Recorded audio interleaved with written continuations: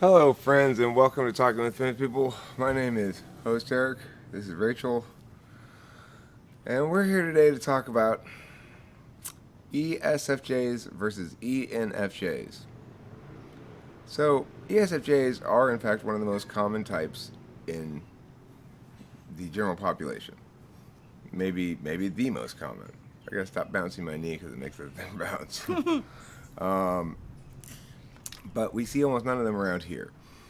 I have posited in the past it's because they are unipolar, so they don't really care about truths and meanings in a very nuanced way. The extent to which they tend to care about it is in wall signs, you know. Today, I choose joy. Um, but but Rachel, I asked her this morning. I said, hey, one thing that I look hopefully can take advantage of some of your natural function skill sets is to highlight videos you think have a particularly high potential for either viewership or addressing things that need to be addressed or whatever. Something that pops, you know. She suggested the ESFJ thing, so here we are. Um, you have ESFJs in your life, right? I do. And when you interact with them, what strikes you as different about them than yourself? Hmm. Look at the camera. I would say higher neuroticism. Higher neuroticism. And what do you think? What do you think of as being neurotic about ESFJs? They're not normally considered neurotic at all. What's Hmm. your? This is an interesting thing I discovered from Rachel. Also, I have a theory about which we'll get into in a second. What do you think about neuroticism? What is that? Um. uh. Is it fixating on things that's already happened? Maybe. No. No. Anxiety has to do with the future. So So neurotic. tidying up. So I see. So you're saying being really worried about the future, being neurotic? Yeah. Okay. So, I mean, most people think of neurotic as being worried a great deal about how other people are going to perceive things. Hmm. And so when you say you're less neurotic than they are, I suspect that's true. As an ENFJ, you use FE a little differently than ESFJs do, even though you're both FE DOMs. And I think the issue of neuroticism comes with SI. With SI, you have a sense of yourself and your identity as being comprised of your experiences, events, shit that's happened to you. But if you're an NI user, you see yourself as basically a, a an individuated pattern or something. I don't know. What do you see yourself as? What do you think, like, Rachel is? What makes you who you are? I can intuit. My intuition. Okay. Not your past. No, I would not say my past. I mean, I've learned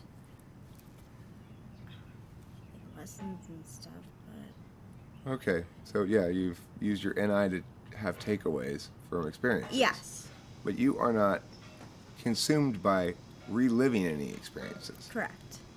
And I think that's the key difference between ESFJs and ENFJs ultimately is the difference between SI and NI. An ESFJ has comfort in the familiarities of their life, as does an ESTJ. And so an ESFJ will want to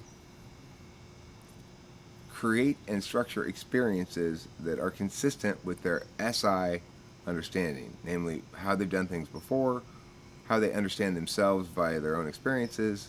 I'm a kind of person who likes to do this, and I'm a kind of person who likes to do this because one time I meh meh meh meh meh meh meh meh, and then he said meh meh meh, and then she said meh meh meh meh.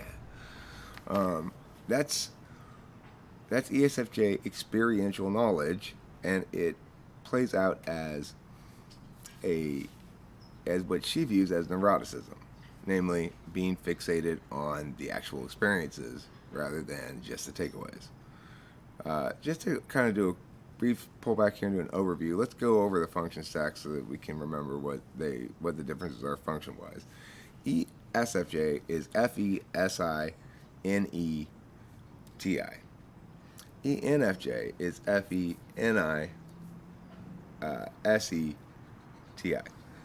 So both types are TI seeking and FE DOMs.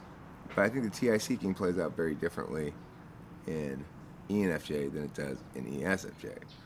I think ESFJ broadly wants their TI providing partner to work within their frame, namely to help the ESFJ to justify shit that they're doing better or positions that they have better.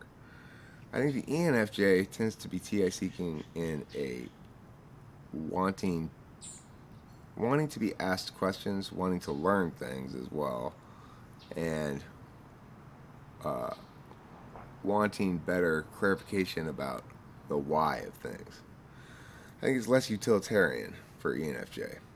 The TI seeking is more about what the ENFJ wants to attain internally, and TI seeking for ESFJ is more about what the ESFJ wants to attain externally. Do you have any thoughts on that, Rachel? I'd agree. So public figure-wise, I absolutely always say that Jennifer Lopez is probably the biggest ESFJ, symbol. Jennifer Lopez, showbiz, 4 kids in the Benz. I don't remember exactly how it goes. There's a song? Yeah, well, that's in Gold Digger. Jennifer Lopez, 4 kids. I don't know how it goes. I don't remember exactly. I didn't know. There's a line in it. I would say, yeah. Whoa. Famous ESFJs. Well, I would say that that racist Southern cook lady, she's an ESFJ. Paula Deen? Yeah, Paula Deen, thank you. You're welcome. She's an ESFJ. I would say, who else?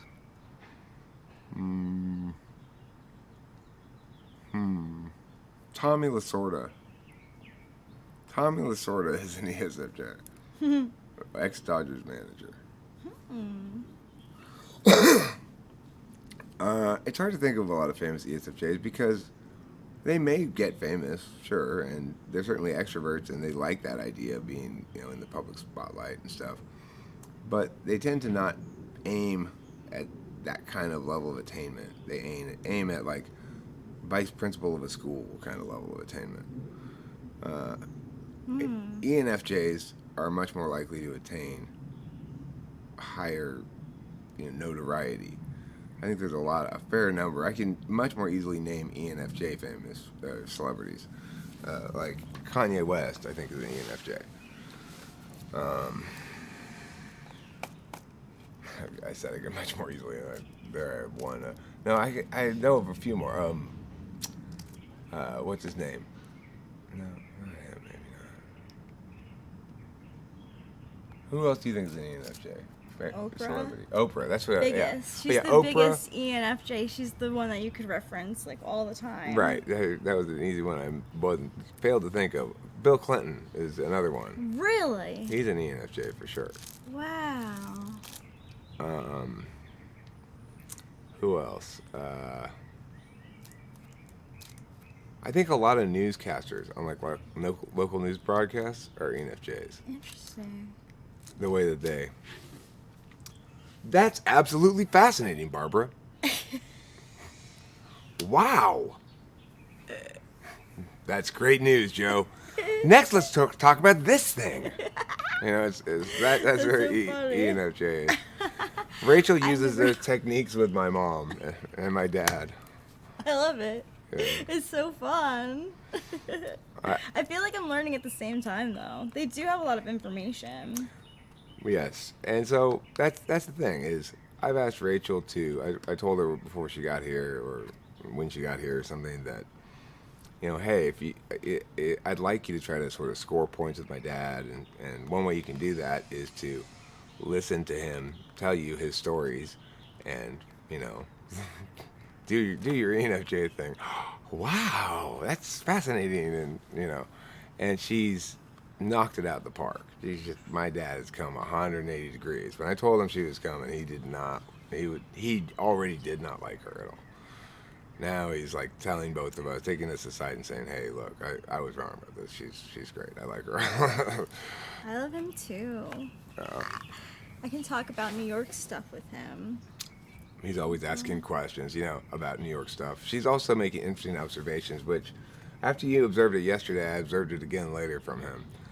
That my dad comes in and what does he do when he starts talking to us? First of all, He just starts listing things. listing things Yes. that he did, right? Yeah, or that will be done. Right, listing things that he did or will be done. That's like 80% of his normal interactions, and then he'll get into story time, which is the other mode he has. What does he talk to you about? So we'll mostly talk about football, when that's on. We'll talk about football a lot. When we went out to breakfast, he asked you about your trip to Europe, and what was great was you were able to reference a couple of specific places you visited that he was familiar with, and so that's like kind of ESTJ heaven, right? Tell me about your trip to Europe, Rachel. Well, I went to this place, and there was this thing on the hillside where we went up. Remember what you were telling me about that? Yeah, and Salzburg, there's this like castle, and you go in like a cart, and it goes like all the way up, and you look down.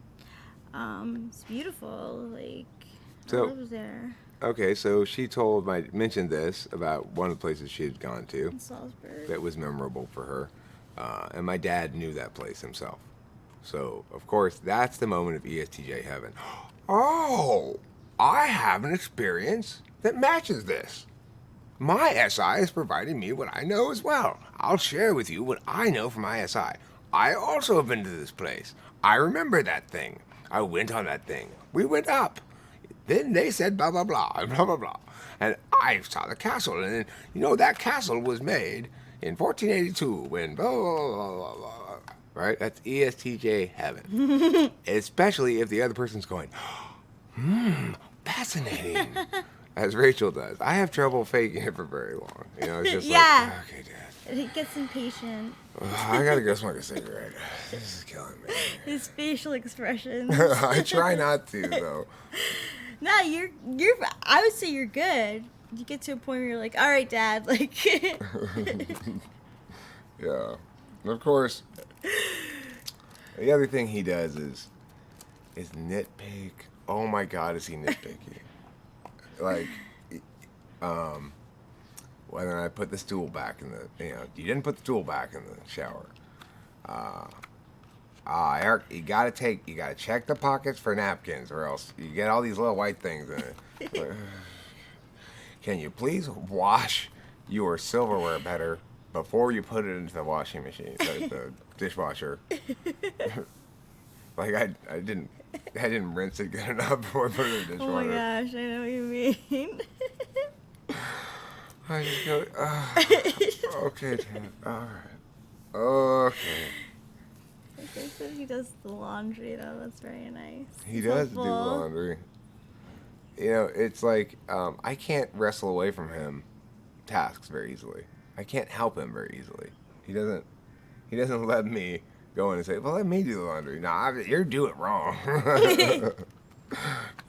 He told when I was doing the laundry the other day. He said, "No, son, no. You have to sprinkle these in." He's got this Gain like smell good sprinkles or something, and he, no.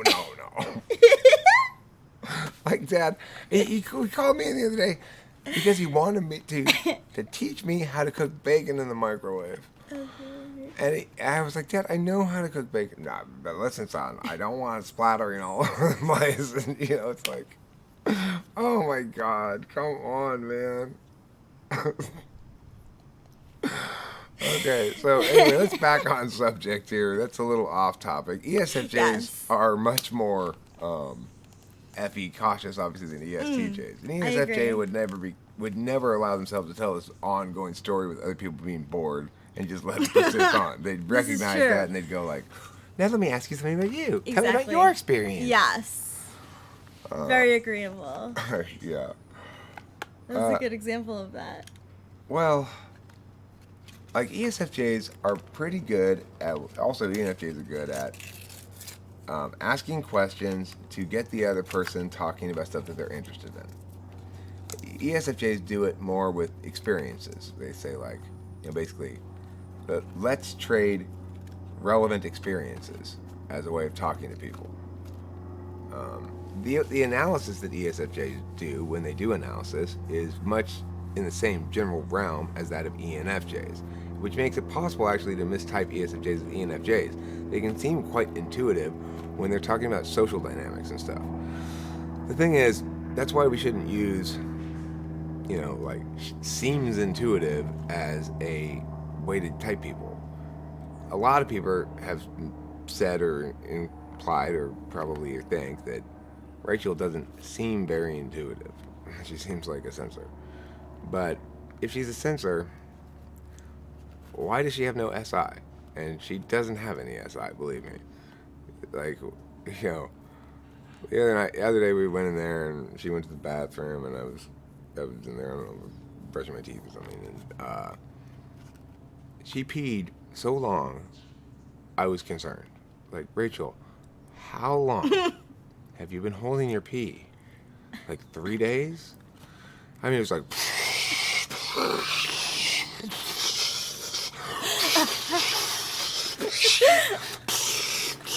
Like waves of toilet water pouring out over the sides because of the force of the pee shooting down from her vagina into the toilet. When I asked her what we had for lunch yesterday, it was a complete mystery to her. She remembered dinner. We had Panda Express for dinner. Yeah, that was an hour ago, Rachel.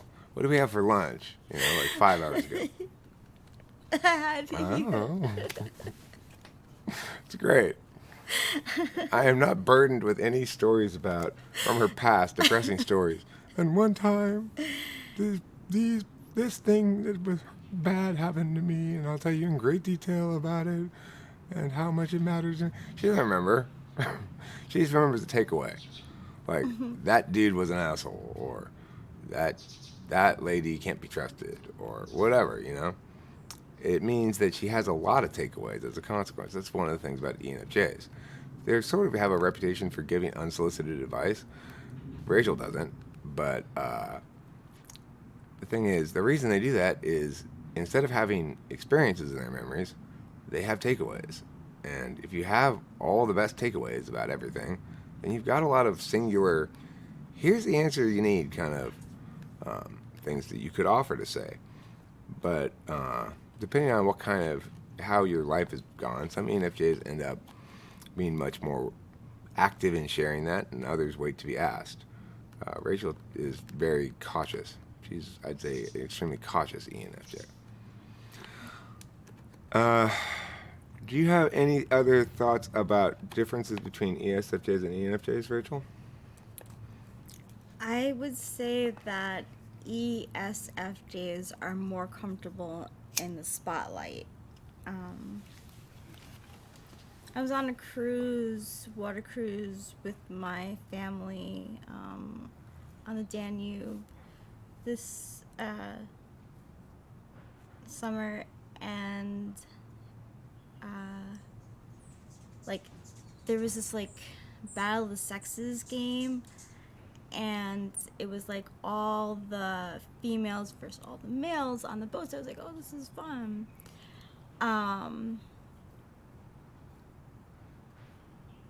Did some ESFJ step up and be like, now everybody, Yeah.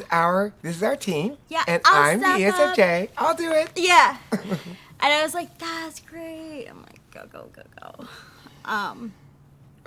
That's so ESFJ. That's ESFJ heaven right there. Battle of the Sexes on a cruise, and each team needs a captain. hello, that's me. She had her like one. It was great though, I have to say. My sister wasn't there at the time. And the other thing is, of course, they'll be very democratic about the whole thing. Okay, guys, as a team, I want us all to decide together what our team name is. And our team name is Team Fun. Jesus Christ, I don't even remember. It's like, they'll pay a lot of lip service to I want everyone involved in making my decision with me. I gotta say, it was fun. Like, it was a lot of fun. They're great at Yeah. Like, it was. Like, the whole game was fun. I was like, this should have been done on this fucking first night. It's so easy. But,